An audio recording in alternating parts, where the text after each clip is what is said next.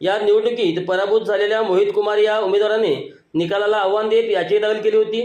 त्यात पानिपतच्या अतिरिक्त सिव्हिल न्यायाधीशांनी 22 एप्रिल 2025 रोजी एका निर्णयात बूथ क्रमांक 69 वरील मताची फेरमोजणी करण्याचे आदेश दिले होते। हरियाणामध्ये झालेल्या सरपंच निवडणुकीबाबत एक मोठे पाऊल उचलण्यात आले आहे। सुप्रीम कोर्टाने निवडणुकीत वापरल्या जाणाऱ्या इलेक्ट्रॉनिक व्होटिंग मशीन आणि इतर नोंदी मागवल्या आणि त्यांच्या रजिस्ट्रारच्या देखरेखीखाली मतमोजणी केली।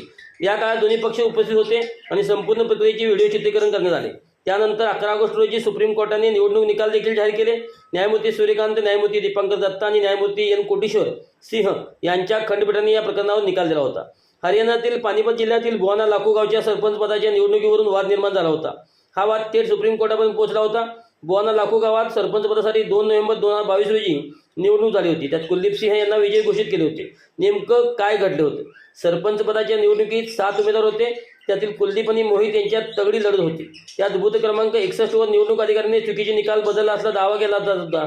इथं मोहितला पडलेली मते कुलदीपच्या खात्यात जोडली आणि कुलदीपची मते मोहितच्या खात्यात जोडली। मात्र अधिकाऱ्याची ही चूक लक्षात येताच मतमोजणी पुन्हा झाली। त्यात जिंकलेल्या उमेदवाराला पराभूत घोषित केले। 2 उमेदवारांच्या मतामध्ये अदलाबदल केल्याने हा घोळ झाला होता। गावच्या लोकांनी बूथवर मताची मोजणी केली तेव्हा प्रकार लक्षात आला आणि त्यांनी प्रशासनाच्या निदर्शनास आणले होते। हे संपूर्ण प्रकरण सुप्रीम कोर्टापर्यंत पोहोचले।